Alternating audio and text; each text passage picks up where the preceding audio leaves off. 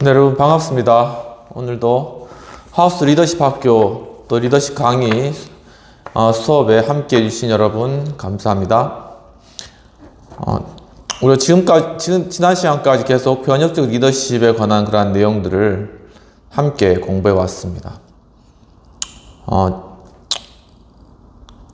변혁적 리더십의 그러한 리더십의 종류로서 첫 번째는 지적 리더십에 관해서 저희가 공부를 하였고, 또 두 번째 단계로는 개혁 리더십에 관해서 공부를 하였습니다. 그리고 또 이번 시간 마지막 부분에는 혁명 리더십에 관한 그러한 내용들을 다루면서 이 변혁적 리더십에 관한 내용을 좀 더 상세하게 알아보도록 하겠습니다. 제 7장입니다. 개혁 리더십. 개혁 리더들은 정당 정치에 보다 능숙해지고 양당 체제의 틈바구니에서 줄타기를 하는 법에 눈을 뜨게 되었는데, 자유주의적 공화 당원들은 블레인에 대한 지지를 철회하였고, 그들을 보다 중용하겠다는 그의 공언과 약속에도 불구하고 민주당원인 클리블랜드를 지지하기 위해서 그렇게 했다라고 얘기를 하고 있습니다. 지금 이제 요 내용이 지난 시간에 계속 이어져 내는 그런 내용으로서 미국에서 예비선거와 관련된 어떤 상황들을 설명하는 그런 내용입니다. 클리브랜드 민주당원인 클리브랜드는 대통령에 당선된 후 긴축 예산, 관세 절감, 그리고 공무원법 개혁 지지 및 자유방임적인 보수주의의 견지 등 자유주의적인 여러 가지 조치를 취하였다라고 이야기를 하고 있습니다. 그러니까 이 배경 자체가 미국에서 19세기 그리고 20세기에 들어오는 그 이 정도의 그런 어떤 배경 하에서 일어나고 있는 미국의 어떤 개혁적인 그러한 변화들에 관한 그러한 내용들이 중요한 그러한 인물들과 또한 그 당시에 정치적인 그러한 여러 형국들, 그러니까 서로 어떤 식으로 이렇게 서로 이렇게 정치적인 그러한 대립들이 있었고, 거기에서 어떤 개혁 리더십들이 역할을 감당하였는지에 관한 그러한 내용들로 다루고 있는 것입니다. 자유주의적 개혁가들은 또한 프로그램의 범위가 좁았기 때문에 오히려 충실하면서 꾸준한 목표를 추구할 수 있었는데, 공무원법 개혁 같은 이슈에서 돌파구를 마련하는데 기여했다라고 얘기를 하고 있습니다. 그러니까 여기서 이제 처음에는 이 미국에서의 이 자유주의적 개혁가들이 사실 어떤 정당이나 정치에 개입하지 않으려고 했던 그러한 형태들을 보였지만, 이제 시간이 지나가면서 어떤 식으로 개혁을 진행해야 되는가 하는 부분에 대해서 좀 안목을 가지게 된 것이죠.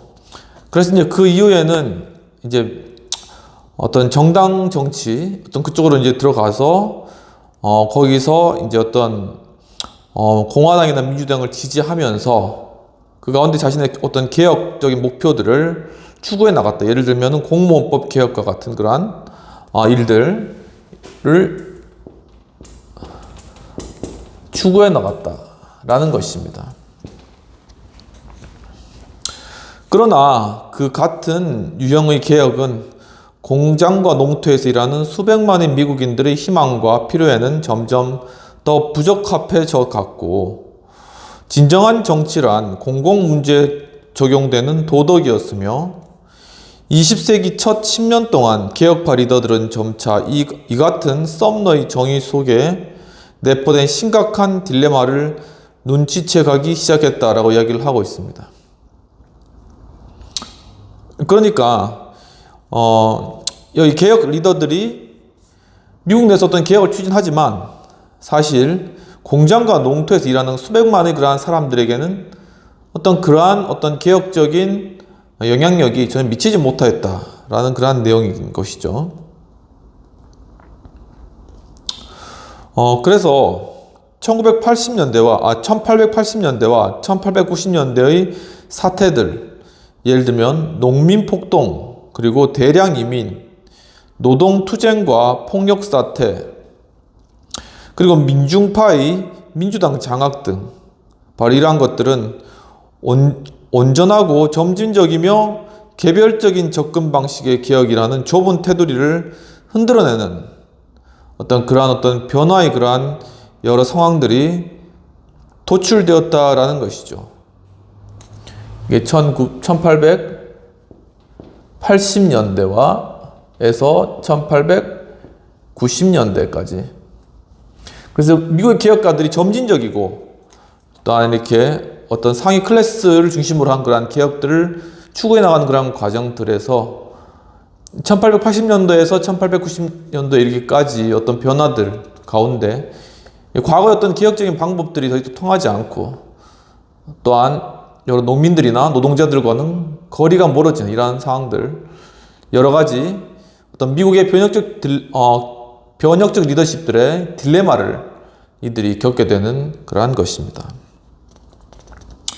기존의 개혁안들 대부분은 연방이나 주법에 의해 공식화되지 못했으며 법제화된 것들도 대개 그 영향이 제한적이었고 역동적으로 추진된 개혁이라고 할지라도 미국의 민주주의를 정화해 나가기에는 힘이 붙였다라고 이야기를 하고 있는 것이죠. 이제 개혁파 리더들의 노력에 의해서가 아니라 순전히 이러한 개혁들이 운에 의해서 그렇게 이루어졌는데 시어도 루즈벨트라는 사람에 의해서 개혁적 대통령이 성취되었고 그는 수년 전에 수구파와 별도의 화해를 했던 인물이었다라고 이렇게 얘기하고 있습니다. 여기서 이제 이 시어도 루즈벨트가 나오는 거죠.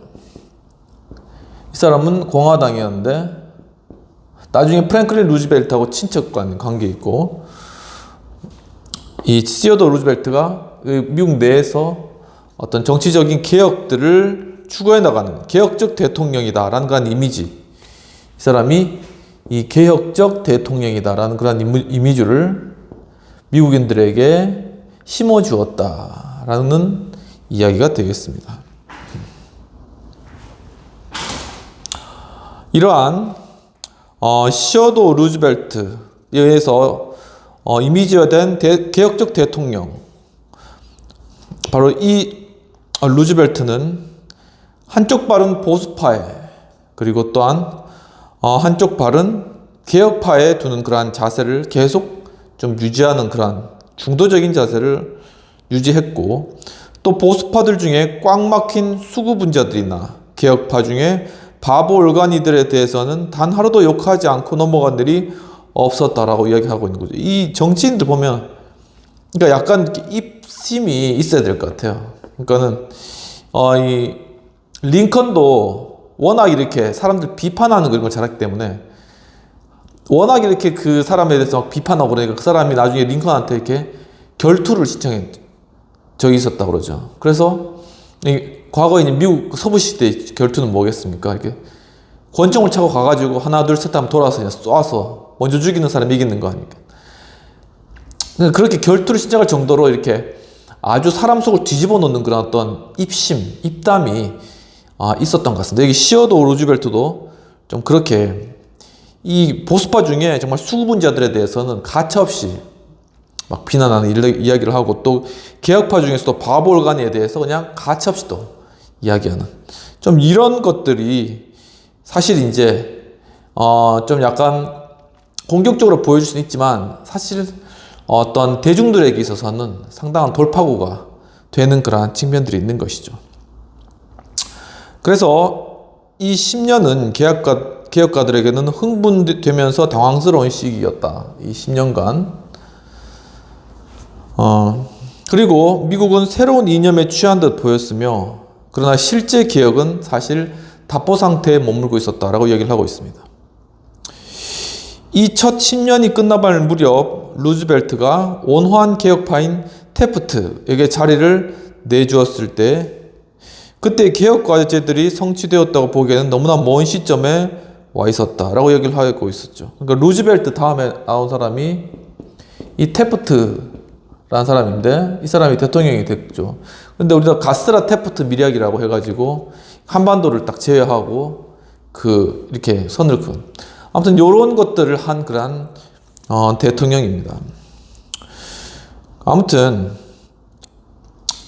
그 개혁 과제들은 앞으로 성취되려면 한참을 더 기다려야 했으며 아동 노동, 밀도살, 공유지 침탈, 거부를 축적한 악한들 등의 사회학을 다룬 반대중 잡지들이 폭발적으로 쏟아져 나온 그러한 시기가 되었습니다.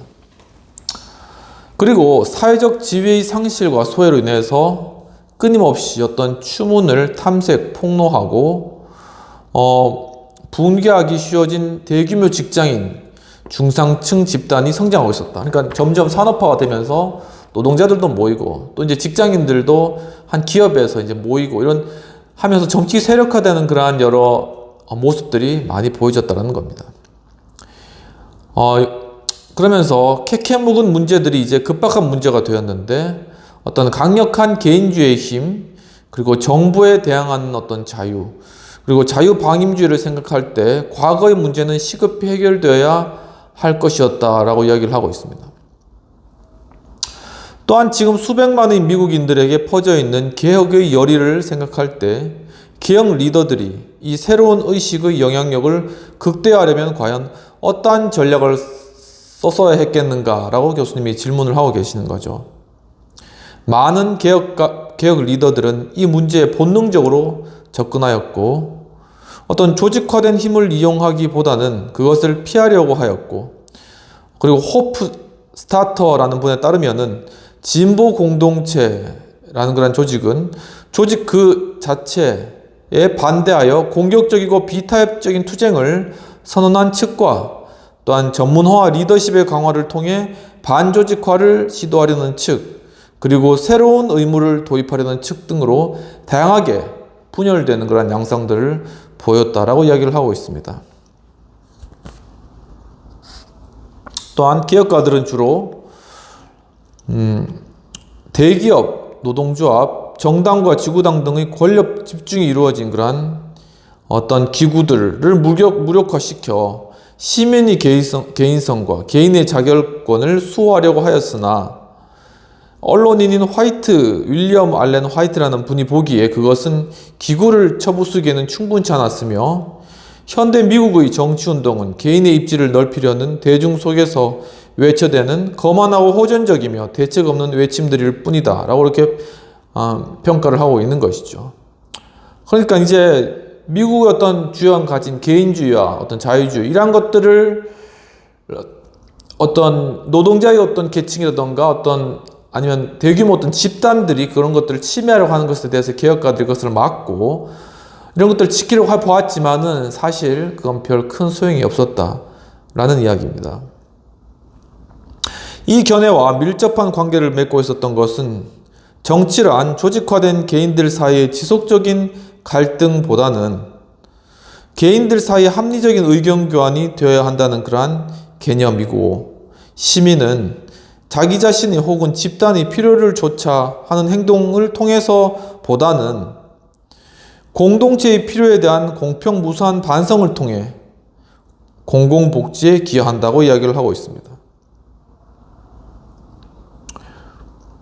그러니까 어떤 하나의 정치라는 것이 단순히 어떤 대립되는 갈등, 지속적인 갈등 이런 것보단 어떤 합리적인 하나의 의견 교환이 되어야 된다는 그런 개념이 생겨난 것이죠. 이 갈등보다는 하나의 합리적 의견 교환이 되는 그러한 정치가 제대로 된 정치가 아니냐, 그런 의견이 있었다라는 것입니다. 근데 거의 불가능하죠. 이거 실제 정치에서는. 그리고 시민은 어떤 자기 자신 혹은 집단의 필요를 조치하는 행동보다는 공동체의 필요에 대해 공평 무수한 반성을 통해 공공복지에 한다. 그러니까 이 시민이라는 존재를 굉장히 이상적으로 본 것이죠. 그래서 하나의 어떤 공공복리를 위해서 희생할 수 있는 그런 어떤 시민정신 이런 것들을 요구했다라는 것입니다. 이와 같은 뿌리 깊은 이기적이고 집단적 필요를 초월하려는 노력은 사실상 집단적 갈등, 즉 조직화된 집단과 정당 사이의 어떤 갈등을 추방하는 그러한 행위였다는 것이죠. 그래서 집단적이고 체계적 갈등을 배제하려는 또 다른 방식은 개별적 개혁 안에 주목하는 구식 개혁 방침에 따라서 그러한 사안들을 쫓아 조직화를 이루고 그 개혁이 성취되거나 포기되었을 경우 조직을 해체하는 방식으로 제기되었다. 그러니까는 이 갈등을 겪는 그런 어떤 정당이나 이런 집단들을 영구적으로 종속시키는 것이 아니라 어떤 하나의 이슈가 생겼다면은 이 이슈에 대해 가지고 해결할 수 있는 그런 어떤 집단을 만들고, 그리고 그 집단이 이 이슈를 해결하면은 이 집단 역시도 다 없어지는 그러한 형태를 통하여서 이 갈등 상태를 계속 종속시키지 말자라는 그러한 의견들이 그 가운데 분분하였다라는 것입니다. 오스트로고스키라는 분은 한 걸음 더 나아가 하나의 개혁 이슈가 떠오르고 활성화되고 침체함에 따라서 해당되는 단일 목적의 정당이 편성 해체되어야 하고 주장하는데, 그렇죠. 그러니까 이 정당 역시도, 이 정당도 하나의 어떤 단일 목적을 위해서 생겨나고, 그리고 그 목적이 사라지면 정당도 사라지는 이러한 형태의 어떤 모습, 정치적 모습을 그렸다라는 것입니다. 그런데 유권자들은 마구잡이로 한데 뒤섞인 존재로 머물며 영구적인 전당체제의 주어진 노선을 따라가기보다는 그들이 성향에 따라 일반적인 범주에 맞추어 결합하거나 해산하는 일을 자유롭게 할 것이다 라고 해서 어떤 하나의 정당의 어떤 성립을 통하여서 영구적인 어떤 갈등 상태, 여당 야당 이런 상태를 만들지 말고 그냥 어떤 하나의 그냥 단일 목적으로 어떤 일정한 범주에 맞춰서 모였다가 때가 되면 또 없어지는 거예요. 이런 식으로 하자라는 것이죠. 오스트로고스키는 민주주의를 고립된 개인들이 대중의 충동을 넘어서 공공 문제에 대해 이성적으로 논의할 수 있도록 만들어주는 원자론적 사업으로 이해했다라고 이야기한 거죠. 그러니까 오스트로고스키 이름도 참 되게 기네요. 이게 오스트로고스키, 오스트로피테쿠스도 아니고 오스트로고스키. 이분은 이 민주주의라는 개념 자체를 이 갈등 상황이 아니라 고립된 개인들이 대중의 충동을 넘어 공공문제에 대해 이성적으로 논의할 수 있도록 만들어주는 어떤 원자론적 사업이다. 그렇게 상당히 어떤 목적론적으로 효용적인 측면에서 이해했다는 것입니다. 그러나 개혁 리더들 가운데 가장 강력한 경향은 뭐냐면은 민주화와 궁극적인 정당의 정화였다라고 얘기를 하고 있습니다. 20세기 초 민주정당을 만들 수 있을 법한 수단은 목전에 다가와 있었는데 바로 이제 여기서 직접 예비선거라는 것이 생겼다라는 것이죠.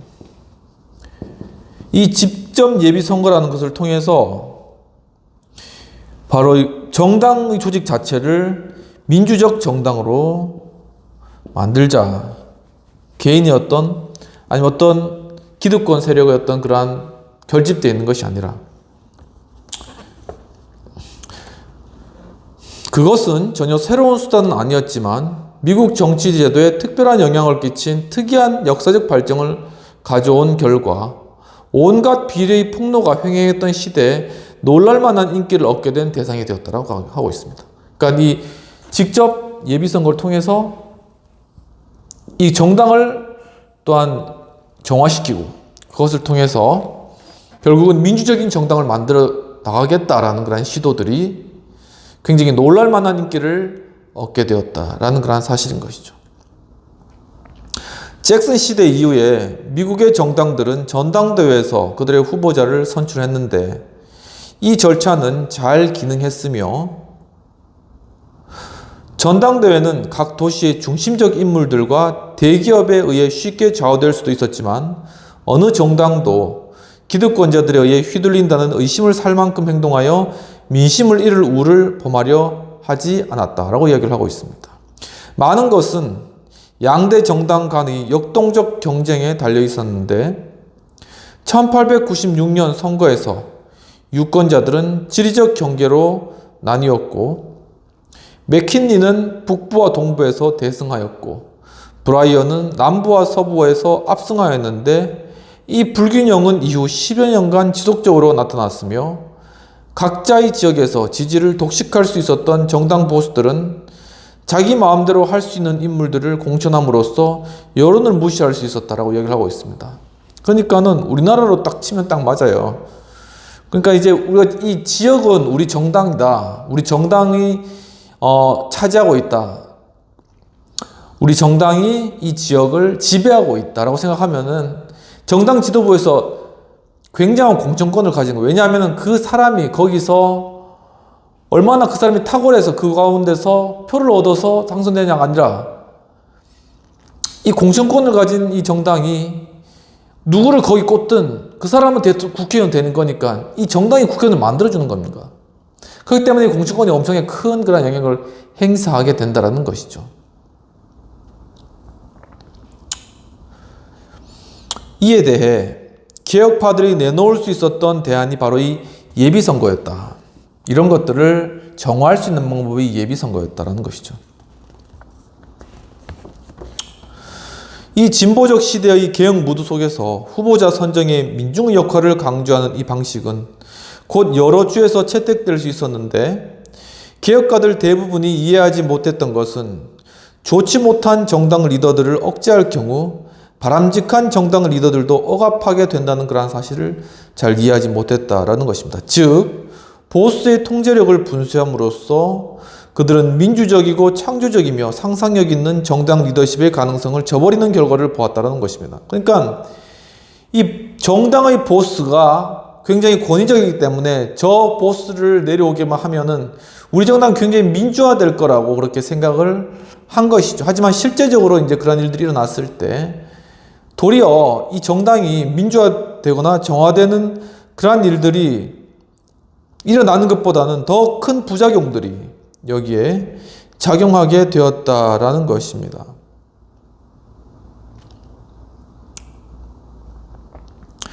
또 다른 개혁 리더들은 이 점을 이해하고 오히려 바람직하게 여겼으며 그들에게 정당이란 별 도리 없이 부패하여 비민주적일 수밖에 없는 조직이었으며 민주주의를 치료할 수단은 더 많은 민주주의일 뿐이다 라는 슬로건 하에 그들은 국민 발안제, 국민 투표제, 국민 소환제 등 일반 국민이 정당 리더십을 우회하여 정부의 정책 형성 과정에 직접 영향을 미칠 수 있는 모든 수단과 관련된 개혁안들을 지지하였다라고 이야기하는 거죠.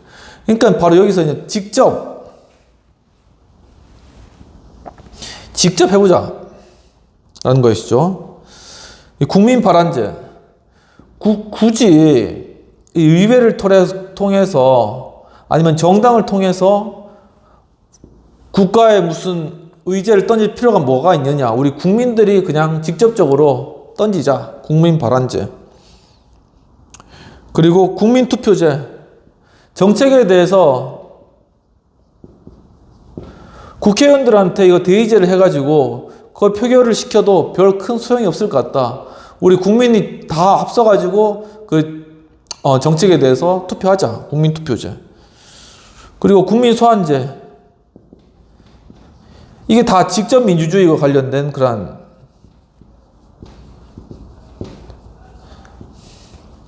것인데 사실 이것은 아주 작은 나라, 스위스라던가 소규모 국가에서는 가능하지만 이 커진 대규모 국가에서는 이게 불가능한 거 사실 제도입니다. 그런데 아무튼 이쪽으로 사람들이 많이 생각해요. 왜냐하면은 이 정당 자체가 어차피 정당은 비민주적이고 정당이 정화될 수 있는 것은 기대할 수 없고 누구를 찾아봐도 정말 믿고 따를 사람이 없고 도저히 못하겠다. 대의제는 직접 하자. 이렇게 이제 나온 것이죠.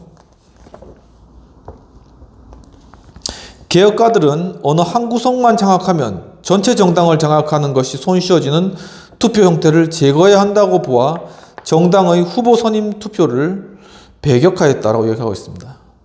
그러니까 어느 지역만 손에 쥐면은 자기 이 정당을 좌지우지할 수 있는 거예요.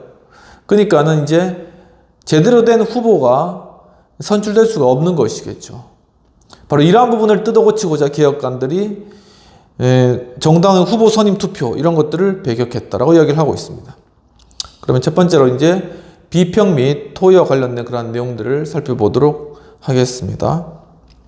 이 번스 교수님은 미국의 개혁 리더들의 다양한 모습들을 잘 제시하고 계시고 또한 직접 예비선거에 대한 개혁적 성격을 잘 드러내 정당의 후보 선임 투표를 배격한 배경들에 대해서 잘 설명하고 계십니다. 그렇다면 우리의 정치 현실 속에서 국회의원 선거 등 과연 그 가운데서 이루어진 어떤 개혁적 성격이 있는 것이 무엇일까? 그리고 좀 더 민주적인 방법으로 바꿀 방법은 무엇일까라는 것입니다. 정당이 일단은 이 당시에 미국처럼 국민들의 신뢰를 잃어버리는 그러한 일들은 없었으면 좋겠습니다. 하지만 사실 국민들 입장에서는 정당에서 국회의원 후보로 선출을 하거나 정당에서 어떤 대표자를 선출하거나 아니면 시도지사 이런 분들을 후보로 선출할 때 이제 그것이 투명하고 민주적으로 이루어진다는 것에 대해서 신뢰를 못하는 거죠. 그리고 또한 지역 중심으로 나누어져 있는 그러한 구도 가운데서는 이 정당의 공천권이 굉장히 세기 때문에 정당이 이 후보들을 좌지우지하고 자기가 원하는 후보들 갖다 꽂는 거예요. 그런 것들을 국민들이 보면은 붕괴할 뿐만 아니라 이제 정치에 대한 아예 소망을 잃어버리고 정말 우리가 직접 국민 투표로 가자 이렇게 나올 수도 있고 아니면 아예 포기하고 그냥 별 관심 안 갖고 생업에 열심히 종사하는 이런 일들도 있을 겁니다. 그래서 이 부분들을 우리가 항상 생각하면서 정말 무엇보다도 이 정당 정치, 민주주의가 가장 꽃이잖아요. 그리고 견제와 균형이 이루어질 수 있는 그런 중심축입니다. 이 정당 정치에 있어서 정당 자체가 먼저 투명해지고 깨끗해질 수 있는 그런 방법들을 우리가 고민하고 생각해보며 또한 그 가운데 그걸 적용해야 된다. 그리고 특히나 젊은 정치인들은 그러한 정당의 모습을 개혁하기 위해서 노력해야 된다. 이 시어도 루즈벨트처럼 물론 실패하겠지만 그런 것들을 계속적으로 시도하면서 국민들에게 신임을 받는 정당으로 만들어가야 되는데 하루 이틀 그리고 1년 2년 걸린 문제가 아닙니다. 이거는 거의 생애를 투자해가지고 그 일을 위해서 헌신하는 것이죠. 그러다 보면은 시간이 지나면은 이제 위에는 나가고 그러고 이제 사람들이 이제 따르면서 분위기가 다 바뀌어지는 것이죠. 바로 이러한 어떤 개혁적인 그러한 변화와 변혁은 상당한 시간이 걸리고 인내가 필요하다라는 그런 측면들이 있고 반면에 뒤에서 나중에 다룰 혁명 리더십은 순간적이고 또한 굉장히 급진적으로 이루어지는 그런 기억이다라는 것입니다. 그러면 첫 번째 부분 이렇게 마치고 두 번째로 좀 더 세부적으로 루즈벨트나 아니면은 헨리 트루먼이라던가 아니면은 존 F 케네디 이러한 분들과 관련된 어떤 리더십 이러한 부분들이 좀 언급되어 있는데 그러한 부분들을 함께 살펴보면서 미국의 리더십, 미국의 또 이 정치 변혁적 리더십의 어떤 딜레마적인 그런 문제들을 좀 더 다뤄보도록 하겠습니다.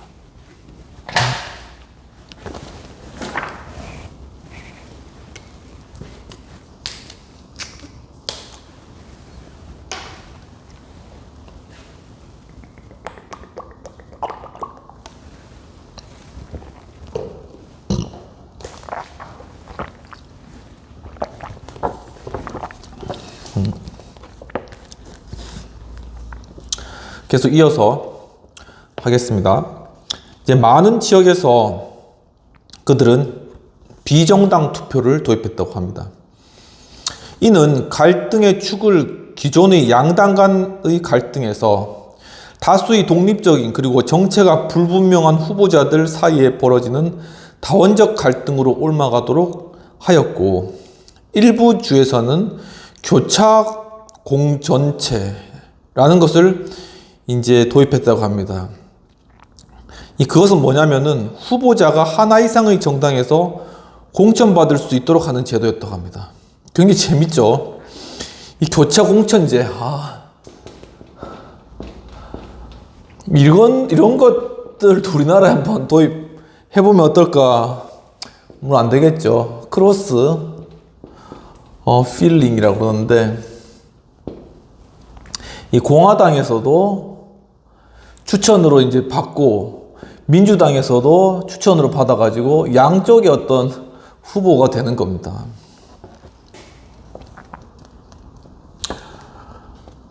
그러니까는 내가 만약에 공화당에서 그 국회의원 후보로 만약에 추천 못 받았다. 그래도 괜찮은 거예요. 그러면 그렇다면 민주당의 그러한 후보로도 추천을 받을 수 있는 거예요. 교차로 이제 그렇게 추천을 하는 거죠. 또한 이제 그들은 민주당원들이 공화당의 예비선거에서 간단하게 투표하는 것을 가능케 하는 절차를 입법하였는데 이 모든 노력들은 주별로 현격히 차이가 났으며 존슨의 지도하에 캘리포니아는 정당 체제를 완전히 폐기하였다라고 이야기하고 있습니다. 더 이상 정당의 의미가 없는 거예요. 그러니까는 공화당이 후보 추천하는데 민주당원들이 가서 거기서 후보도 추천하게 할 수 있도록 그렇게 하고 이렇게 하는 거죠. 그러니까 이제는 더 이상 정당의 어떤 그런 구분 자체가 완전히 폐기되어 버리는 캘리포니아주에서 이런 일들도 나타났다라는 것입니다. 그래서 일부의 개혁가들과 지식인들은 정당 체제의 파괴에 도사리는 위험을 인식하였는데 수십 년간 정당 체제는 갈등과 합의 도출 과정의 조직화를 효과적으로 수행해 왔던 것입니다. 하지만 그 역할을 제대로 수행하지 못했기 때문에 바로 이러한 여러 다양한 모습들이 나타나게 되는 것이죠. 우리 역시 마찬가지입니다. 우리 역시도 과거에 비록 우리가 양당 체제라든가 다당 체제라도 그걸 통해서 국민이 잘 살고 또한 국민이 잘 먹고 또한 여러 복지를 누릴 수 있는 좋은 법안들을 많이 통과시켜 왔어요. 그리고 그런 것들을 잘 추진해 왔고 그런데 지금 와서 정말 그러한 법안들이 통과되지 못하고 만들어지지도 못하고 국민들의 그러한 복지나 생활 수는 계속 뒤로 물러난 거죠. 이런 상황 가운데 있다면은 과연 이 정당 제도에 관해서 계속 존재해야 될 것인가 라는 그런 의문점을 국민들이 가진다는 것입니다. 과연 우리들을 위해서 정당은 무엇을 하고 있는가 라는 의문점을 가지게 된다는 것이죠. 그래서 그러나 다른 많은 사람들처럼 정당 민주화의 이념에 들뜬 그들은 정당 평당원들의 의지가 보다 더 많이 반영되도록 정당을 개혁하는 것과 그들이 모든 수준의 정부직에서 서로 경쟁적이게 만드는 것 사이에 잠재해 있는 갈등을 눈치채지 못했다라고 이야기를 하고 있습니다.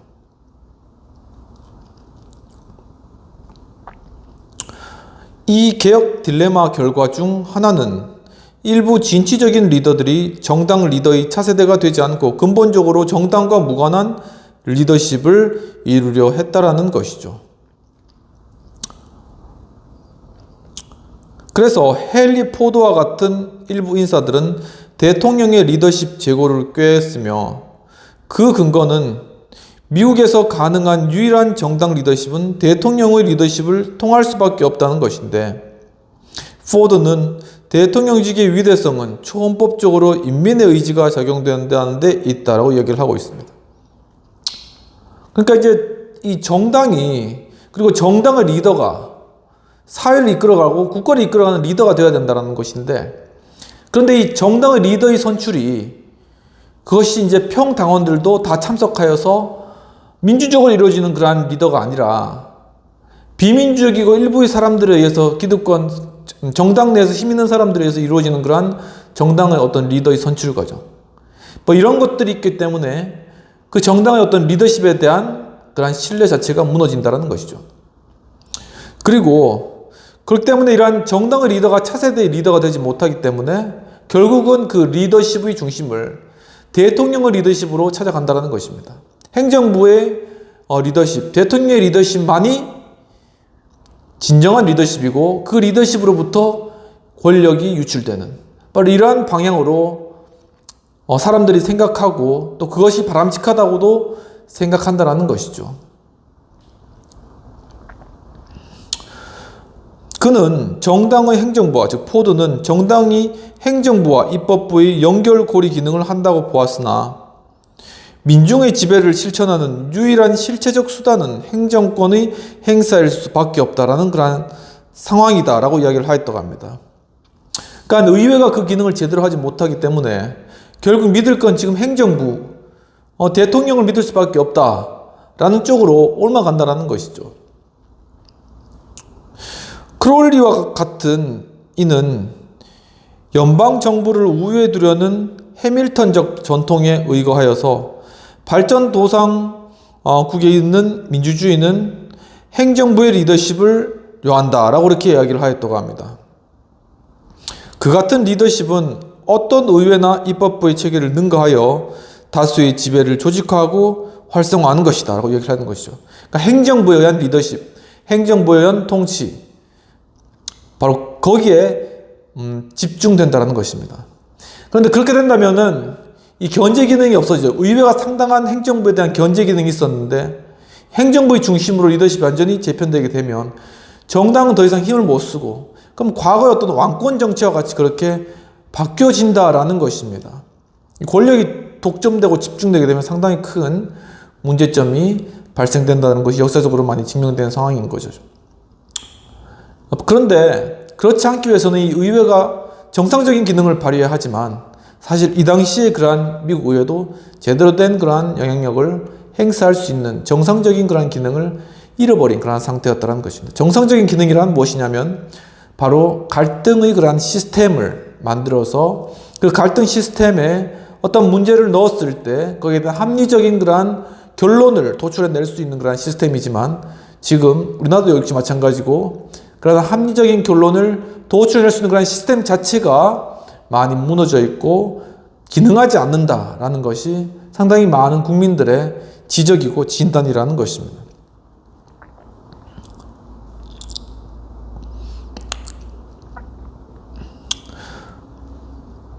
크롤리는 실제 정당 체제에 대해 매우 비판적이었고 이론적으로는 아니었으나 실제로는 거기에 별 희망을 갖지 않았으며 정당의 잠재적 역할을 높이 평가하는 몇 안 되는 사람들 중 하나였던 우드로 윌슨 역시 이론과 실천에 있어 다수의 대중과 행정 리더십의 적정한 연결이라는 개념을 선호하였다라고 이야기를 하고 있습니다. 그러니까 이 정당이라는 그러한 개념 자체가 어떤 의회와 정부를 잇는 그러한 역할 정도라고 생각함으로 인하여서 상당히 그 정당의 위치가 떨어지는 어떤 그러한 상황 가운데 사람들이 그렇게 인식을 하고 있다라는 것이죠. 그 결과 개혁 리더들이 개혁적 정치상과 정치 권력의 관계에 관한 이론적 실천적으로 작동 가능한 이론 없이 미국 현대사에서 가장 중요했던 이 시대에 접근했으며 그들은 개혁의 영향력을 극대화할 전략 없이 정치 환경에서 개혁의 수단과 목적 간의 확실한 의식도 없이 개혁이 임하게 되었다라는 것입니다. 그러니까 별 시스템도 없는 거예요. 그리고 어떤 개혁을 해나갈 때 어떤 문제를 해결할 수 있는 그런 방법들도 없이 그냥 20세기를 맞이해버렸다는 것이죠. 그 세계 1, 2차 대전과 격동의 세계, 또 과학기술의 발전과 또한 엄청난 어떤 산업화, 이러한 시대를 아무런 대책 없이 맞이해버렸다라는 것입니다. 이는 루즈벨트의 뉴딜에 불가결했던 부분이 개혁과 개혁 리더십이었다는 것을 설명해주며 그것은 자유공화당 운동 후 수십 년이 지나가도록 왜 개혁가들이 아직 미국 정치의 실체를 파악하지 못하고 있었는가도 알게 주고 있다는 것입니다. 그러니까 이 루즈벨트가 경제 대공황 때문에 뉴딜 정책을 펴나감에 있어서도 이것을 어떤 하나의 어떤 정당과 자신이 속한 정당도 있겠죠. 정당과 손을 잡고 바로 그 이러한 일들을 추진해 나가는 것이 아니라 본인이 어떤 개혁 리더십이 돼서 독자적으로 어떤 개혁들을 추진해 나갔다라는 것입니다. 왜냐하면 이런 장치들이 정당을 통한 어떤 행정부의 어떤 의회와 서로 잘 연락하고 긴밀히 소통하는 가운데 국민들의 의견을 또 의회를 통해 모으고 또 그 의견을 청취하면서 행정부가 그 행정활동을 해나가고 국가 운영을 진행해 나가는 이러한 시스템 자체가 거의 불안정하고 존재하지 않았다라는 것이죠. 왜냐하면 그 중간에 정당 기능 자체가 이게 제대로 구실을 못했기 때문입니다. 국민들이 정당을 믿지 않는데 이게 정당이 이 구실을 할 수가 없는 것이죠. 루즈벨트가 기댈 만한 든든하고 조직화된 다수의 지지를 얻지도 못하고 개별 사안에 따라 그때그때 임시 동맹을 만들어 그의 특유한 설득력으로 문제를 풀어갔던 이유를 설명한다. 왜냐하면 바로 그가 영구적이고 또 믿을 만한 그런 어떤 단체, 동맹 아니면 지지 세력들이 없었기 때문인 것이죠.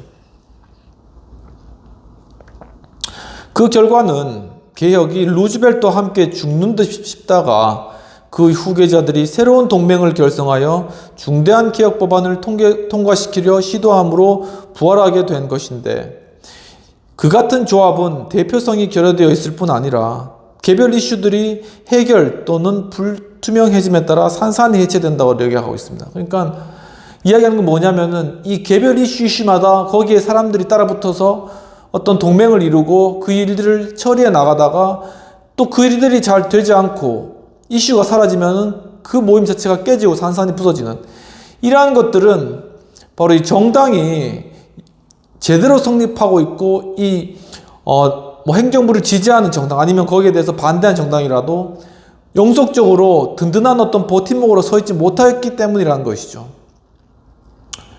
반면에 영국 같은 경우에는 상당히 그러한 부분들이 오랜 역사적 그런 전통을 가지고 잘 그렇게 준비되어 있다는 것입니다. 미국 개혁 리더십의 크나큰 딜레마는 해리 트루먼, 존 F 케네디, 지미 카터가 제각기 리더십 동맹을 형성하여 프로그램을 추진하기에 충분할 만큼의 지지를 널리 구할 때도 계속 나타났는데, 이렇게 개혁 리더십의 사례를 영국, 러시아, 미국에서 찾아본 결과 두 가지 측면, 즉 귀족, 엘리트, 젠트리 등 자신들의 특권을 지탱하고 있는 듯이 보이는 체제의 개혁에 앞장섰다는 것입니다. 그러니까 이 개혁 리더십들이 어떤 민중들의 어떤 그러한 어떤 요구사항들을 관철시키려고 했던 것이 아니라 도리어 자신들의 어떤 기득권적인 세력을 유지하기 위하여서 리더십을 행사하고 개혁해 나갔다는 것이죠. 그러니까 결국은 그것이 밑에 있는 노동자나 농민들이나 하층민들과 같은 사람들, 가난한 자들과는 유리된 그러한 모습으로 나타나게 됐다라는 것입니다. 다중의 이익을 목적으로 하는 변화에 완고하게 되겠죠. 그리고 우려 섞인 반응을 보이는 것은 상류층의 일단이 아니라 어떤 노동계급, 농민, 하층, 부르주아 등이었으며, 이 오래 관측된 경향은 종종 부유하게 태어난 안온한 삶의 국제적인 교우관계, 시간과 금전의 풍부함에 그들 자신이 느끼는 풍요한 삶에 느끼는 죄의식에 결부되어 이어되곤 하였다라는 것입니다. 그러니까 자, 이게 왜 개혁이 일어나냐라고 설명을 했을 때, 이제 어느 정도 먹고 살만하고 좋은 교육을 받고 또 어느 정도 재산도 있어요. 그러면서 자신의 삶을 즐기고 이제 그렇게 또 뭐 여러 좋은 그러한 관계들 가운데 뭐 클럽 같은 데 가고 아무튼 뭐 그러다가 보니까는 이게 마음 가운데 죄의식이 든다라는 겁니다. 아, 내가 이렇게 부족함없이 먹고 사는 게 이게 제대로 된 삶인가라는 것에 대해서 반성의식이 든다는 거죠. 거기에서부터 좀 이제 사람들을 향해서 좀 자신의 삶을 좀 바꾸고 개혁해 나가자라는 그러한 아주 어떻게 보면은 약간 얇은 동기로 그렇게 개혁을 추진해 나가니까는 그 개혁의 추진력 자체가 굉장히 약하다라는 것입니다. 그러니까 만약에 정말 내가 먹고 살 게 없고 정말 아무리 노력해도 어디 직장 하나 없고 이런 정말 자신의 어떤 정말 갈급한 그러한 상황 가운데 있으면은 정말 그것이 굉장한 추동력이 돼서 어떤 개혁을 이끌고 변화시키는데 굉장히 큰 힘으로 들어가겠죠. 그런데 자신의 삶이 너무나 풍요롭기 때문에 마음의 죄책감이 좀 들어서 어떤 개혁을 추진한다. 이런 것들은 큰 동기력이 되지는 않는다라는 사실입니다. 그러나 버너스 교수님은 근본적으로 그들의 기본적인 안정과 물질적 욕구가 급박하지 않았기 때문에 어떤 고차원적인 욕구, 열망, 필요가 일게 되었고 여기서 양심의 만족이 중요해졌던 것이라고 여겨지며 그렇죠. 이제 버너스 교수님은 이제 여기서 좀 인간의 심리를 근본적으로 깊이 본 겁니다. 이렇게 인간의 심리적 단계에 있죠. 밑에 이제 이렇게 어떤 뭐 생물학적인 그런 욕구가 있고, 그 다음에 여기 위에는 하나의 어떤 안전에 대한 욕구가 있고요. 이 위에는 행복 추구에 대한 욕구가 있는데, 근데 이 안전의 욕구까지 다 만족을 했어요. 그럼 최종적으로 이 행복 추구의 그런 욕구를 만족시켜야 되는데, 이 행복 추구의 욕구는 단순히 많은 돈이라던가 아니면은 어떤 편안한 생활이라던가 아니면 어떤 부유한 어떤 집이나 차라던가 이런 것들로는 채워질 수가 없는 그러한 인간 마음 가운데 행복에 대한 욕구가 존재한다라는 것을 통찰적으로 교수님이 이제 이 욕구 단계 이론을 통해서 보신 거죠. 그러면서 바로 이 최고의 어떤 행복, 이것은 결국은 도덕적인 그러한 어떤 행복이다. 말하자면은 양심의 어떤 행복이다라는 것이죠. 이 양심이라는 것. 이 마음 가운데 이 양심이 이것이 채워지지 않으면은 그 사람은 많은 것을 가져도 불행하다. 채워줄 수 없다. 이 양심을 채우는 것이 바로 뭐겠습니까? 이 갓난 사람들을 돌본다거나 이 억압받은 사람들을 해방케 한다거나 아니면은 또 여러 가지 있겠죠. 여러 가지 뭐 인권을 살린다거나 바로 이러한 어떤 고차원적인 그러한 부분에 있어서의 그러한 욕구가 채워져야 되는데 그것을 위해서 이 개혁 리더들이 나선다라는 것이죠.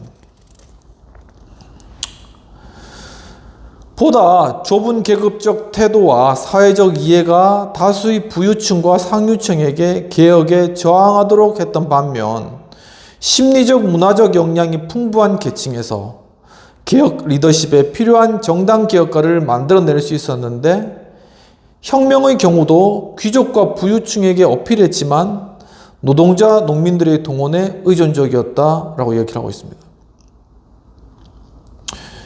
그러면서 또 다른 경향은 리더들이 약속한 만큼의 당초 개혁이 목표한 만큼의 사회 변혁을 이루어지게끔 개혁 리더십이 실질적인 사회 변화를 이끌어내지 못했다는 점입니다.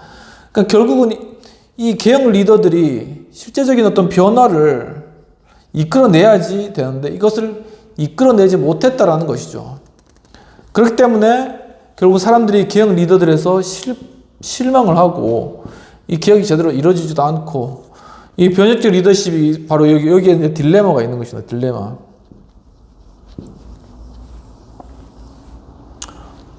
그러니까 개혁을 이루고자 하는 사람 자체들이 정말 이 개혁의 그런 필요성과 당위성을 공감하지 못하는 거예요.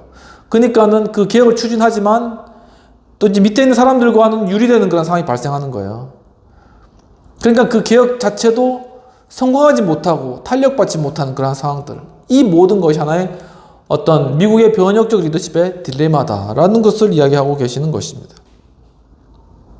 또한 교수님이 재미있는 걸 발견했는데 이 개혁 리더십은 진정한 정치란 도덕률이라는 파괴적 자세로 행동할 수도 있었지만 사실은 이 정치라는 게 악의 다툼과 뜨잡이질이라는 사실을 깨달았다고 이야기하고 있습니다.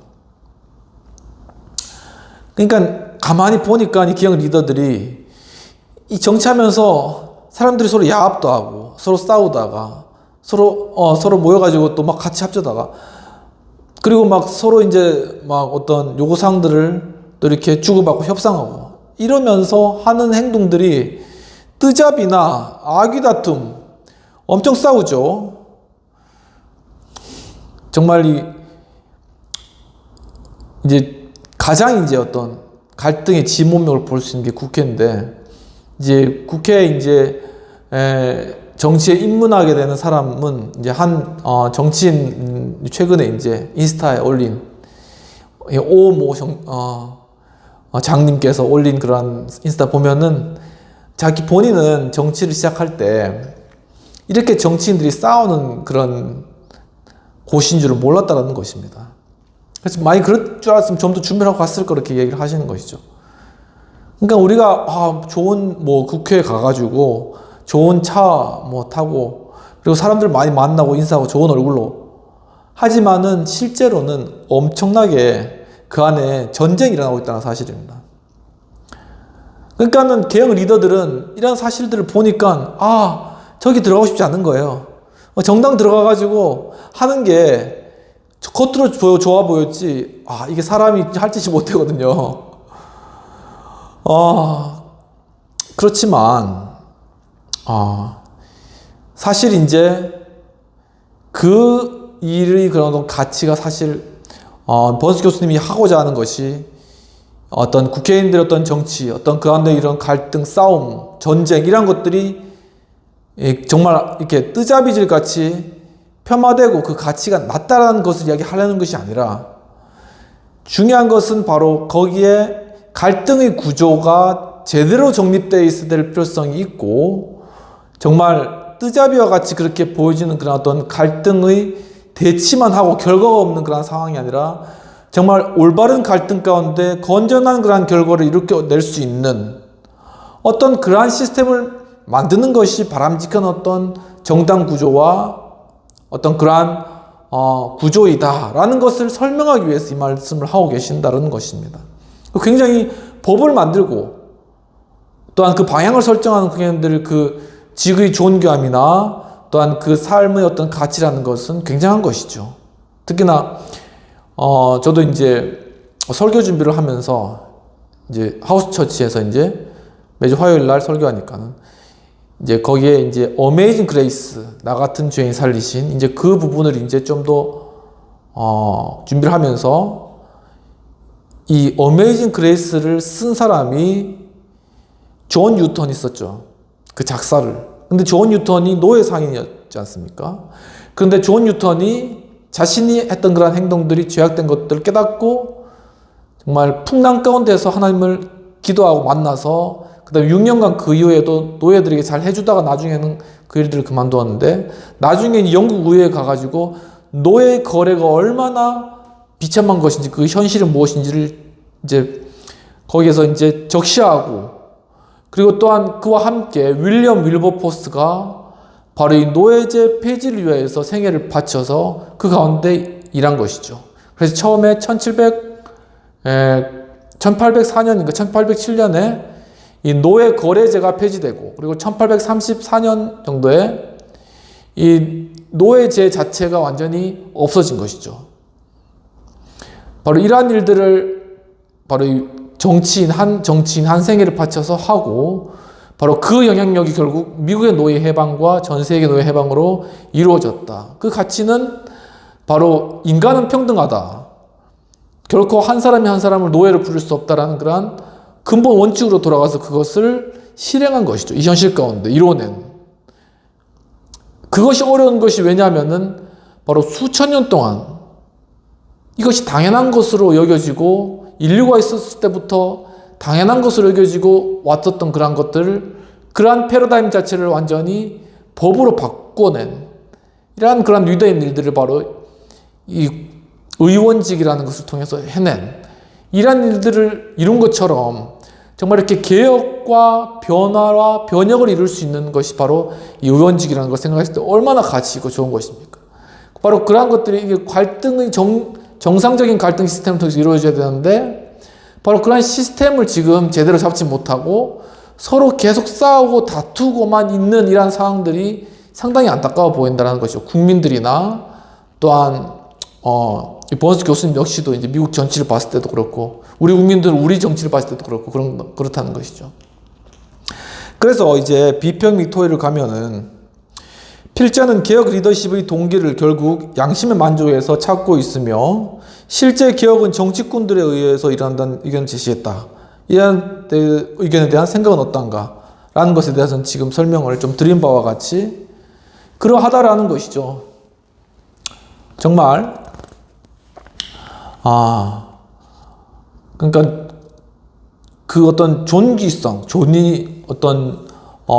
권위라든가 어떤 존엄성 이러한 부분들을 스스로도 이제 지켜나가고 우리 국민들이 봤을 때도 그런 부분들을 인정할 수 있도록 좀 그런 것들을 이루어가는 그러한 어떤 개혁적인 그러한 분들이 좀 많이 일어서 주시기를 간절히 저는 바라는 그러한 마음인 것입니다. 그럼 여기까지 하고 이제 7장 개혁 리더십을 넘어서 8장 혁명 리더십에 관해서 살펴보도록 하겠습니다.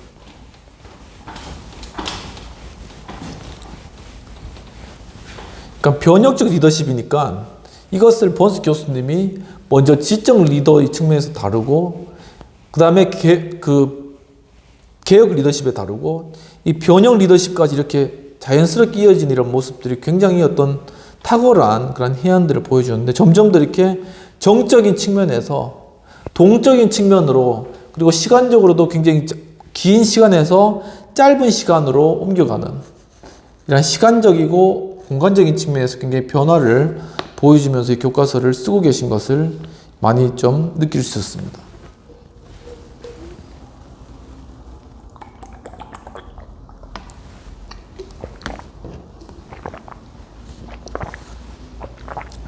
그렇다면 8장입니다.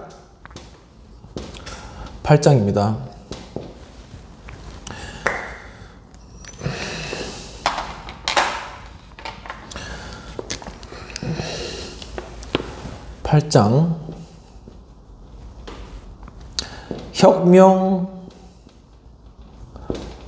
리더십이라는 것이죠.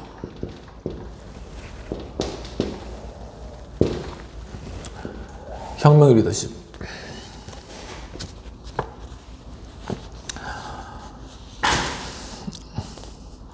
라 로스퓨코 랑쿠스 이름 굉장히 길죠. 라 로스퓨코 랑쿠스라는 분이 있습니다. 라 로슈푸코 랑쿠스 공작 이분이 공작입니다. 이분이 이렇게 이제 루이 16세에게 민중의 공격으로 왕실군이 패하고 바스티우가 함락되었다는 그런 보고를 전했다고 합니다. 그러니까 루이 16세가 이것은 레볼테이다 라고 외쳤다고 합니다. 이게 뭐냐면은 레볼테, 반역이다 라는 의미인 것이다. 그런데 그 공작이 하는 말이 아닙니다. 전하, 이것은 레볼루숑입니다. 레볼루숑이 뭐냐면은 혁명입니다 라는 그런 의미입니다. 이 대화를 통해서 천문학적으로 사용되었던 혁명의 의미, 이것을 즉 사람의 힘으로 바꾸어 놓을 수 없는 규정된 궤도를 따라 움직이는 별들의 운동, 이 혁명의 의미가 지상으로 내려왔으며, 그리고 한나 아렌트가 언급한 것처럼 바야흐로 그것은 어느 누구도 방해할 수 없는 운동을 의미하는 것으로 바뀌었습니다. 그러니까 혁명이라는 것은 어떻게 보면 어떤 한 개인이 나를 뒤집는 것으로 우리가 혁명을 생각하잖아요. 근데 그것이 아니라 원래 혁명의 의미는 그러니까 별이 천문학적으로 그 궤도를 따라 도는 것처럼 어김없이 거스를 수 없이 다가오는 그러한 거대한 흐름이라는 그런 의미가 있습니다. 이 대화는 넓은 의미를 가지는데 궁지에 몰리고 혼란에 빠진 국왕은 바스티유의 성난 물결이 단지 멀고 먼 옛날부터 있어온 왕권의 약점은 건드리지 않으면서 왕정을 공격하는 민중의 봉기에 지나지 않는다고 보았다라고 합니다. 즉, 그는 이 사태가 큰 폭발의 도화선이 될 것이며 이는 다시 특정한 종류의 집단적인 움직임을 가져와서 어떤 거창한 목표를 앞세우며 계급과 지위의 기존 체제, 민중의 태도와 기대, 그리고 정치 권력의 패턴을 완전히 뒤바꿀지도 모른다고 짐작했던 것이다 라고 이야기를 하고 있습니다. 그리고 그 후 2세기가 지나고 보다 회의적인 시대가 되었을 때 루이 16세의 추정은 보다 그럴듯한 것으로 보여졌는데 볼셰비키의 장기적 집권 결과에 너무나 환멸을 느꼈던 일부 사람들은 어떻게 생각했냐면은 혁명이란 엘리트들이 대중을 동원해서 벌이는 게임에 지나지 않는다라는 결론을 내렸다는 것입니다. 어차피 혁명 일으켜서 이제 미얀마도 혁명이 있었죠. 군사들이 다 와가지고 이제 나라를 새롭게 한다고 다 잡았지만은 여전히 그 사람들이 또 그 위에서 똑같이 하고 똑같이 먹고 똑같이 그 권력을 누린다라는 것이죠. 밑에 있는 사람은 이 사람이 오나 저 사람이 오나 똑같이 소외된 그런 위치에 있다라는 것입니다. 이것이 혁명이다. 아주 냉소적이고 시니키한 그런 대답을 한 것입니다.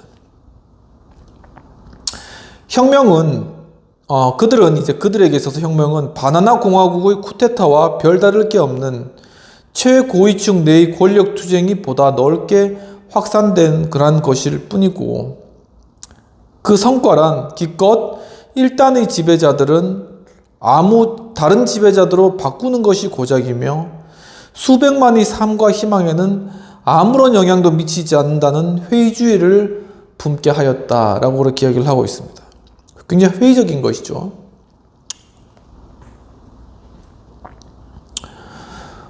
잘 해봐야 추종자들의 눈치를 살피느라 리더들은 추종자들에 대해 전혀 신경을 쓰지 않고 막 나가게 되며 만약 그 후에 일부 쌍킬로드들이 이의를 제기하면 그 같은 저항은 당국의 철퇴와 여러 가지 노골적인 협잡에 의해서 분쇄되고 마는 그런 것이 아니냐라는 회의적인 입장이라는 것입니다.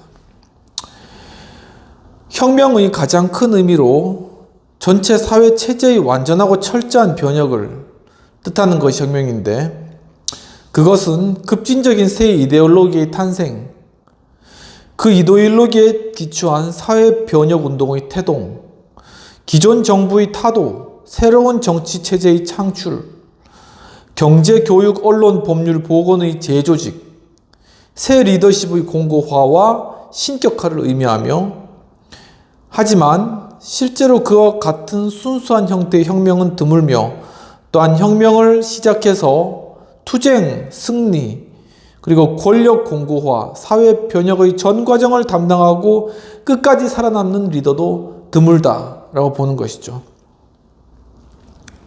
그러니까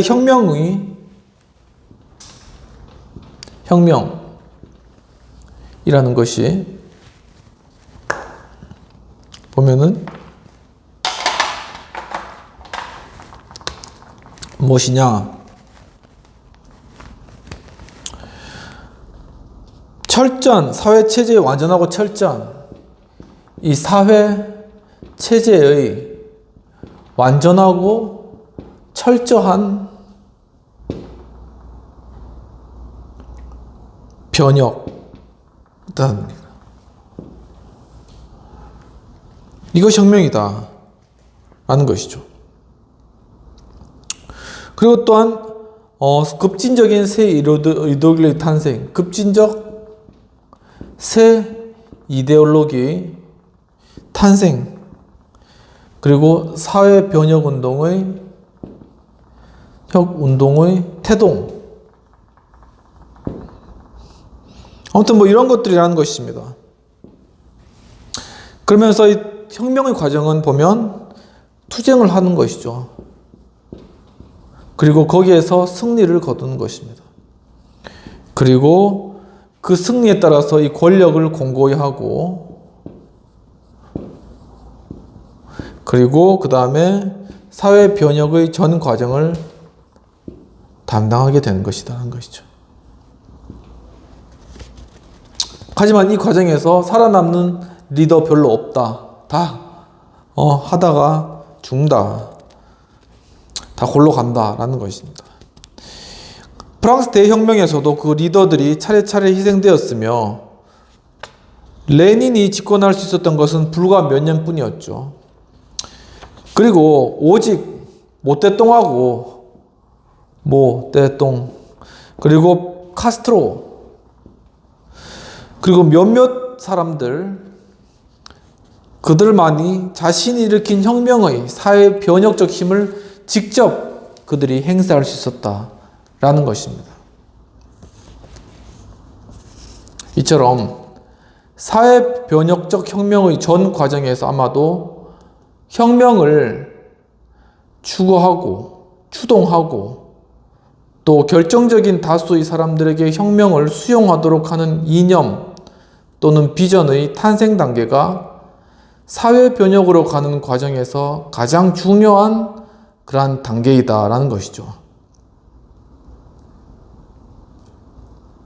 그러니까 뭔가 혁명을 일으키도록 하는 그런 어떤 이념이라는 것이 사람들에게 굉장히 어떤 파급력을 미치는 이념이라는 것이 생겨난다라는 것입니다. 바로 이것이 하나의 어떤 탄생된다라는 그런 표현도 쓴다라는 것이죠. 그 이념 또는 비전의 원천은 한 사람의 리더나 리더들의 소집단이지만 실제로는 그 원천을 알아내기가 어려운 일이고 새로운 복음 전파 과정을 그 후에 조사하는 것은 마치 소수의 초기 기독교인들의 전도 과정을 되밟는 일만큼이나 어렵다라고 이야기를 하고 있습니다. 하지만 이러한 혁명의 리더들은 절대적으로 이념에 몸바쳐야 하며 때를 기다리고 계속 노력하면서 그 같은 헌신을 과시할 수 있어야 되고 투옥당하고 추방되고 처형당하더라도 목숨을 걸고 가시밭길을 계속해서 걸어야 한다라고 얘기를 하고 있습니다. 굉장히 어떻게 보면 처절하고 그리고 굉장히 혈신적인 어떤 그런 진단으로 보여집니다. 카스트로와 그의 소규모 일당들은 끊임없는 고난을 겪었고 경우에 따라서는 순교로 끝날 수 있는 이 헌신은 모든 패배와 실책을 탕감해주는 효능이 있는데 혁명 리더십도 모든 순수한 형태의 리더십처럼 민중의 필요와 열망을 적시해야 하며 이 혁명의 동기는 그 당시는 추종자들이 자각하지 못한 것일 수도 있지만 선전과 선동 및 정치행동을 통해 동원될 수 있는 동기여야 한다 라고 이야기를 하고 있습니다. 혁명은 갈등을 요구하는데 사실 그것은 모든 종류의 리더십과 마찬가지다 라는 것이죠. 그래서 이 혁명의 갈등은 성자 대 악마, 영웅 대 악당이라는 구도로 극단화되며 그 전선은 기존 체제 또는 기득권층 대 가지지 못한 자들과 분노한 자들 사이에 이루어지고 혁명 노선과 목표들은 화염 속에서 재련된다라고 이야기를 하고 있습니다. 굉장히 리얼하게 이야기를 하고 있는 것이죠. 최종적으로 자신들의 임무, 궁극적 가치, 초월적 목표에 대한 강력한 결의가 존재해야만 하며 이 과정은 리더와 추종자 쌍방의 사회적 정치적 의식의 고양이란 하나의 경구로 요약되는데 세 가지 혁명 사례를 추적해 보면서 인간적 필요와 권력, 갈등, 의식, 가치, 상호관계가 어떻게 여러 형태의 변화로 연결되는가를 주의해 볼 것이다 라고 얘기를 하고 있습니다. 그러니까 굉장히 혁명이라는 것이 어떤 리더와 추종자 간의 강한 유대와 어떤 서로 간의 강한 어떤 상호의식적, 여기 표현하면은 리더와 추종자 쌍방의 이렇게 됩니다. 리더와 추종자 쌍방의 사회적, 그리고 정치적 의식의 고양, 이렇게 정리를 이제 한다는 것이죠. 의식적으로 굉장히 리더가 추종자들에게 영향을 주고 추종자들을 통해서 리더가 영향을 받으면서 의식적으로 굉장히 고양된다는 거죠. 하나의 목표를 향하여 하나의 바른 가치라는 것을 향하여 하나의 이데올로기를 향하여서 완전히 연결되는 것이죠. 서로 그 의식이 굉장히 고양되는 것입니다.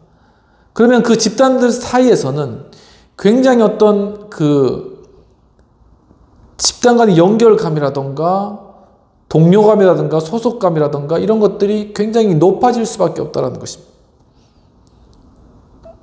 그러니까 전에는 경험해보지 못한 그런 어떤 새로운 세계를 새로운 이상향을 향해서 간다는 그런 생각 때문에 바로 거기에 대해서 굉장히 서로 간에 이런 고양된 의식을 가지면서 자기의 어떤 목숨까지도 자기의 모든 기회와 시간을 거기에다 완전히 쏟고 바치는 것이죠. 그것은 보통의 그런 의식의 고양으로는 되지 않는다는 것입니다. 그건 굉장히 높은 수준의 고양과 어떤 의식이 있어야지 가능하다는 것입니다. 그래서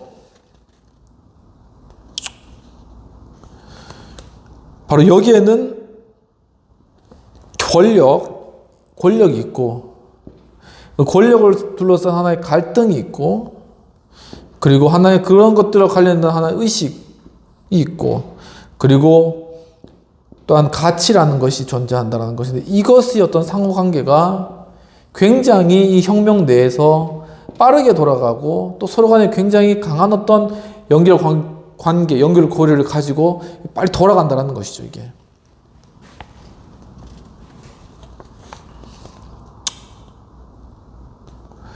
그래서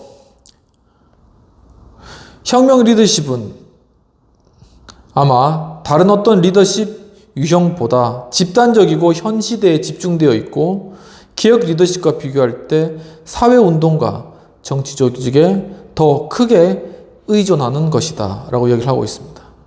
그러면서 이제 등장하는 사람이 누구냐면은 이 마르틴 루터가 등장합니다.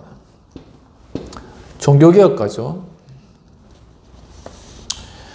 바로 이 마르틴 루터보다 혁명적 리더십에 적당하지 않은 리더도 드문데 왜냐하면 그는 정당이나 조직을 갖고 행동하지 않았기 때문이며 그의 힘은 그가 일면식도 없는 추종 집단의 힘이었습니다. 바로 그가 이 종교개혁을 할 때 그 지방에 있었던 그 영주들, 독일의 제후들이 바로 이 마르틴 루터를 도와준 거죠. 하지만 마르틴 루터는 이 제후들을 본 적도 없었다는 것입니다.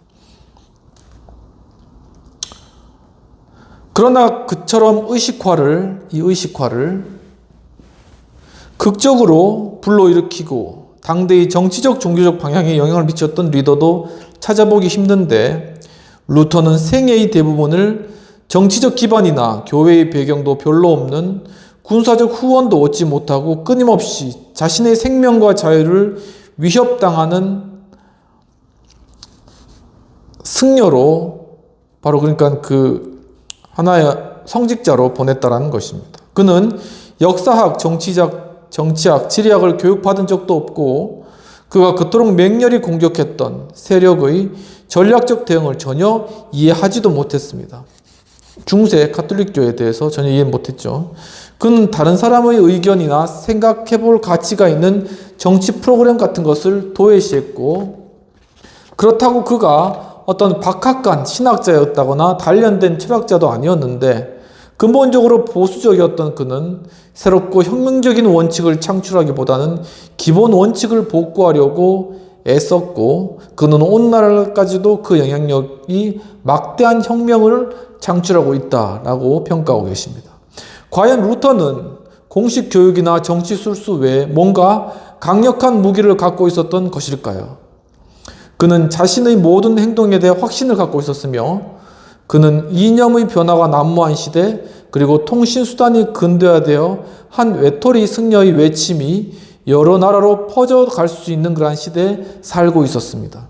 루터 역시 근본 원칙과 원천으로 돌아갔는데 그는 성서를 새롭게 소화해 그것을 설교하고 다시 번역하였으며 개인의 양심, 인간 내면의 성전, 신과 인간 사이의 직접적이고 개인적인 관계의 개념 등을 신성한 것으로 정립하면서 또한 면죄부와 파문 제도를 이용한 무단적인 상업적 갈취, 경건한 사람들을 위해 마련된 규정과 제도에 대한 냉소적 조롱, 거대한 교황 지배 체제가 성서의 가르침에 벗어나 있다는 것과 함께 그것을 몰아내려고 하였습니다. 인간의 내적 양심에 의한 구원을 재긍정하는 것은 정치 리더십의 모토에 걸맞지 않아 보이지만 그것은 곧 면죄부 제도의 개혁 또는 폐지를 의미하였고 다시 교황 지배체제의 경제적 기반을 위협하는 것이기도 하였습니다. 루터는 교황청 대사, 황제, 국왕, 추기경의 권위에도 도전하였는데 파문당한 그는 파문 칙서와 교회법의 핵심인 교령집을 불태워 버렸으며 황제에 의해 보름스 의회에 소환되어 참여하기를 명령받은 그는 단호히 거부하여 이 같은 말을 덧붙였는데 저는 여기에 서 있습니다. 달리 어찌 할 수가 없습니다. 그러니 저를 구하소서 하나님 아멘. 그렇게 이야기를 했다고 합니다. 이 같은 야망과 열정은 어디에서 나왔던 걸까? 그렇게 질문하시면서 농부의 아들이었던 루터의 아버지는 소규모 동광, 동을 캐내는 그런 광석이죠. 거기 이제 탄광이죠. 거기서 그것을 운영하여 출사였고 그는 사제들을 싫어하고 수도승보다 법률가가 되기를 원했는데 루터의 집안은 몹시 엄격해서 이를 못 견뎌한 소년 루터가 잠시나마 가출을 했을 정도였다고 하는 몇 가지 증거가 있다고 합니다. 그가 나중에 로마에 버티고 있는 성부 가톨릭 그 당시 중세 가톨릭의 교황이죠. 대항했던 것은 어릴 때 가정에 군림하며 엄격하고 가혹하게 자신을 부려먹던 아버지에 대한 적개심이 투시된 것에 불과했던 것이 아닐까라고 이제 제안을 하시는 것입니다. 아동기의 오이디푸스적 관계가 성인 루터의 행태를 설명할 수 있을까? 보다 근본적인 요인들로 소급되어야 하는가라는 그러한 질문들을 던지고 계십니다. 바로 비평 및 토의를 들어가도록 하겠습니다.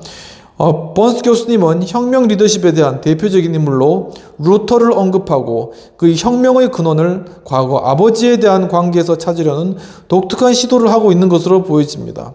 우리 사회에 혁명적 리더십이 필요한지, 그렇다면 그 이유는 무엇인지 하는 부분들이 있습니다. 그래서 이 루터는 이제 기독교 내에서, 개신교 내에서는 굉장한 그러한 종교개혁가고 개혁교회의 어떤 창시자죠.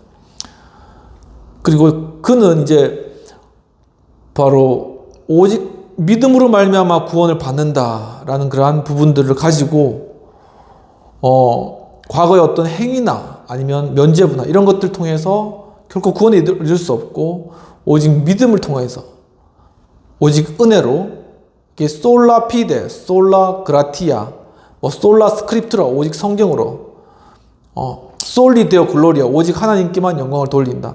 이러한 것들을 주장하면서 종교개혁을 해왔고 바로 그것이 그때 당시의 독일의 제후들과 또한 그 당시 어떤 교황의 어떤 세력에 반대했던 그러한 세력들의 힘입어 그가 계속 그러한 종교개혁을 추진해 나왔고 결국은 나중에 30년 전쟁 이런 것들을 통하여서 바로 그 나라 자체가 가톨릭을 따르는 곳 그리고 이 개혁교회를 따르는 곳 이렇게 나누어지는 이러한 결과까지 된 것입니다. 그러니까 굉장히 큰 하나의 혁명을 일으킨 것이라고 볼 수 있죠. 이제 그러한 루터의 어떤 하나님에 대한 신앙과 믿음으로 일들을 진행해 나갔는데 번스 교수님 보신 거는 바로 리더십의 측면에서 리더십의 어린 시절을 이렇게 반추하면서 그 어린 시절 어떤 영향력이 루터가 리더십을 통한 혁명을 이루는데 어떤 영향을 끼쳤을까 하는 관점에서 과거에 그가 엄격한 가정에서 자라나고 아버지에 대한 어떤 적대심 이런 것들이 나중에 교황이나 이러한 부분들에 대해서 어떤 그것들에 대해서 거기에 대해서 이제 어떻게 보면 반항이죠. 그러니까 어떻게 되면 거기에서 이제 혁명을 일으키고 그것에 반대하고 나가는 어떤 그러한 부분들이었다라는 것입니다. 네. 오늘은 여기까지 공부하도록 하겠습니다. 예. 지금 이제 시간이 지나가지고 불이 꺼져가지고 끝까지 좀 놀라셨는데 그렇게 하실 필요 없고 다음 주에 또 뵙도록 하고요. 루터 2부 계속 진행해 나갈 테니까 한 주간 잘 보내시고 또 다음 주에 또 뵙도록 하겠습니다. 감사합니다.